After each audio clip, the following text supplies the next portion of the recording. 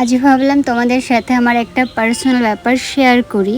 আসলে আমি law of attraction আর ম্যানিফেস্টেশন যে ব্যাপারটা বলে সেটা বিশ্বাস করি। তো আমার সেটারই একটা ক্লাস থাকে সকালবেলা, মর্নিং মেডিটেশন ক্লাস, 5:30 থেকে 6:30 পর্যন্ত। প্রতিদিনই এক একটা টাস্ক থাকে আর প্রতিদিন এক একটা ব্যাপার নিয়ে মেডিটেশন করায়। তো আজ আমাদের যে ব্যাপারটা নিয়ে মেডিটেশন ছিল সেটা হলো তোমার নেচারের মধ্যে থাকা, মানে মেডিটেশনের সময় প্রকৃতির মধ্যে নিয়ে চলে যায়, ভিজুয়ালাইজেশন করায় অনেক কিছু। তো তারপর দিনের একটা টাস্ক ছিল তুমি যে কোনো একটি গাছকে হাগ করবে, মানে সব কিছু যেহেতু এনার্জি বলে সেজন্য গাছের মধ্যেও এনার্জি থাকে। তো প্রকৃতির একটা ব্যাপারের সঙ্গে এরকমভাবে জড়িয়ে থাকবে আর একটু হাঁটাচলা করবে। আমি আমার ঘরের পিছনে একটা আম গাছ রয়েছে সেটাকেই হাগ করলাম। আর প্রকৃতি তো, আমরা তো গ্রামেই থাকি, তো প্রকৃতির অন্ত নেই কোনো।